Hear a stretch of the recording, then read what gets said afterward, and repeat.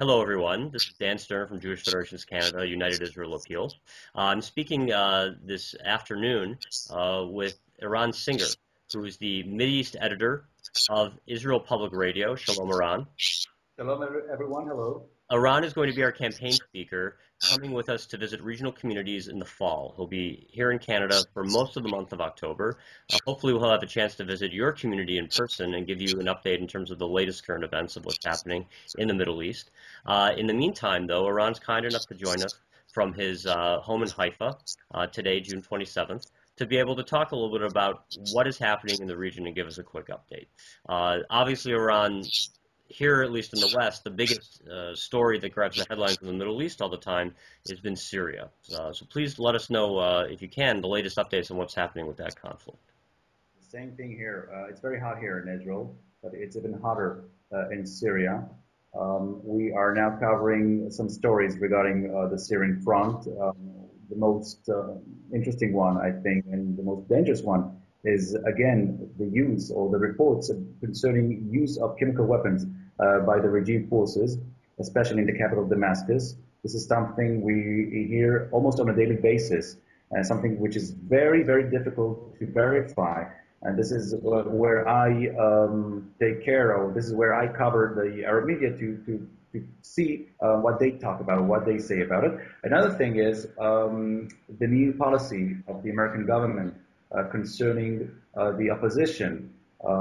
Is there going to be a change in the next or in the near future when it comes to giving weapons or more weapons to the rebels in order to put an end to the Assad regime? So these are the main headlines when it comes to Syria. And of course, the main question regarding to the Syrian front is, will the Syrian army retaliate when it comes to what was reported as Israeli offensive activities in Syria? So these are the main topics here.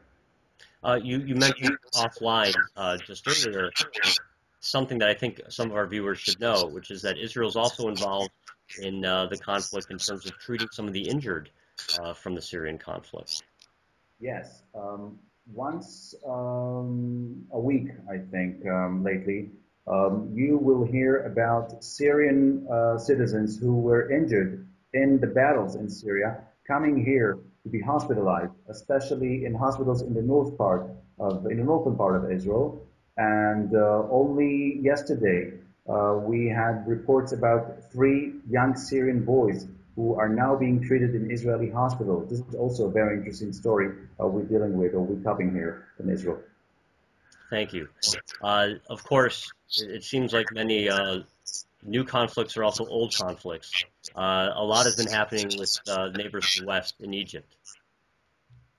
You're totally right. Egypt is far away from being quiet when it comes to the demonstration against the regime of the Muslim Brothers, and especially the president from the Muslim Brothers, President Mohammed Morsi. It's been a year since he walked into the palace in Cairo, since he became a president, and the problems there are getting bigger and bigger. And this next Sunday, we are about to witness, according to the reports coming from Egypt, we are about to witness the beginning of what the opposition calls the second revolution, because these people feel that they were hijacked, or the revolution, their revolution, was hijacked by the Muslim Brothers. So when it comes to Egypt, especially when it comes to Sinai, it is very, very interesting, and the audience in Israel are very interested in what's going on, especially in the border between Israel and Egypt, which means Sinai. Thank you very much.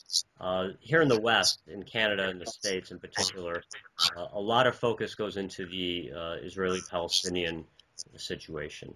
I know that John Kerry, as new Secretary of State appointment, has been spending a lot of time in the region. Can you give us an update in terms of what's happening on that arena? Yes, Secretary of State, American U.S. Secretary of State Kerry is now visiting Israel. He's visiting the region actually, and again he is trying to bring the Israelis and the Palestinians back to the negotiating table. The Palestinians are saying or are denying that they are willing to come back to the table, but you have new reports we are covering on the last days saying that they are now willing to come back to the negotiating table. And the interesting thing is, we were talking about the revolution in the Arab world and what people called as the Arab Spring.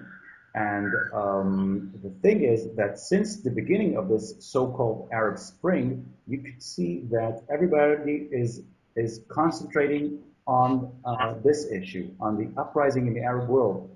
But when it comes to the Israeli-Palestinian negotiating or the Arab-Palestinian peace process, this is not being dealt with as it was before. Uh, Always something happening in the Middle East. Always something happening next to Israel's borders, many times within as well.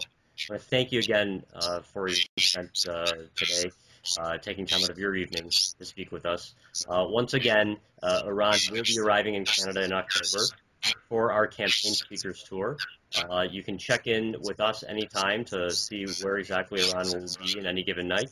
And sometime later in the summer, Eran, we'll give you another call and we'll see if we can get an update in terms of what's happening then.